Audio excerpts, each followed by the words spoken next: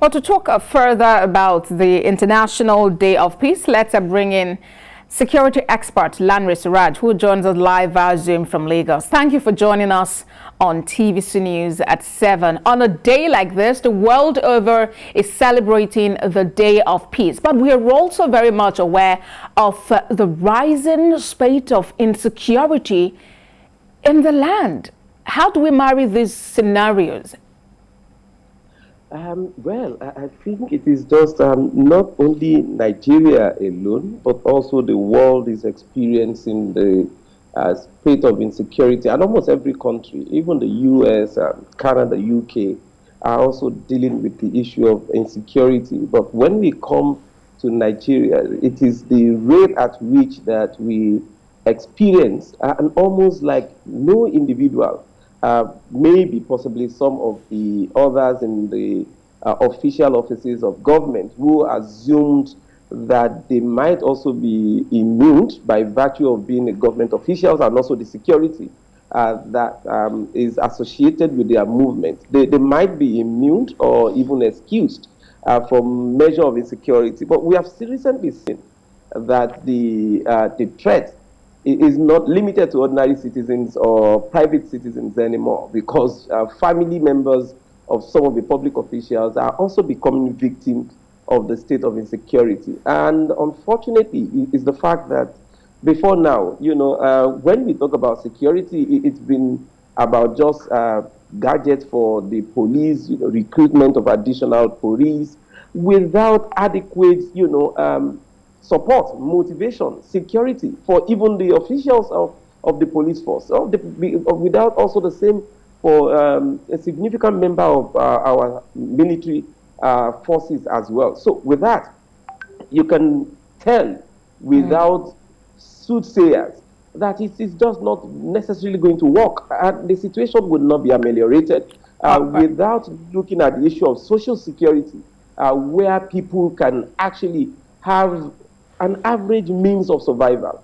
And the hungry mind, it is not everybody that is educated. So people will resort to every means possible for survival. So the basic consideration for any government is the need to ensure the survival security of its citizens before you can have social security. All right, Mr. Suraj, you talked about social security. We know that this administration, for instance, has certain programs in place to attend to the need of the poorest of the poor. For instance, you have a certain amount of money being distributed to certain people monthly, and you have the figure even increasing as the days go by. One would expect that this should adequately address this, if that actually is the only point of concern in this matter. What do you think? As noble as those ideas were, I can tell you, I also was part of the monitoring of the conditional cash transfer and the same thing with the school feeding program when it started around 2016. But unfortunately, it's actually gradually derailing with the several allegations of corruption and mismanagement. For instance, you would also note that even during COVID, there were reports which could not be substantiated of feeding children that were not even in school under lockdown.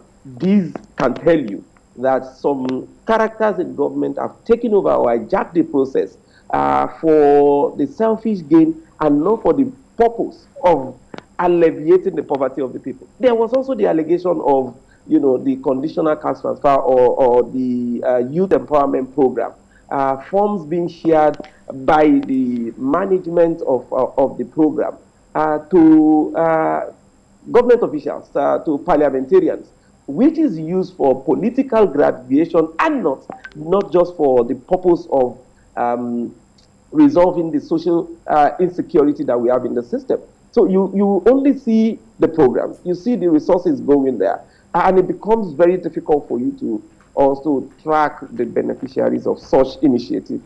And once we still have this measure of continuation, where you would see the sharp difference between the abject poverty faced by the ordinary citizens and the opulence that are associated with public officials, it is extremely difficult for you to have security in such situations.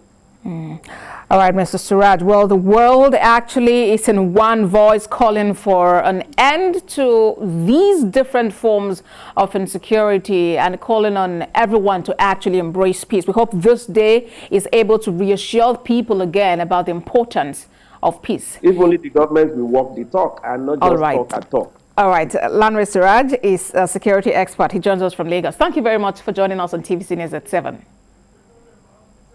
Thank you for having me.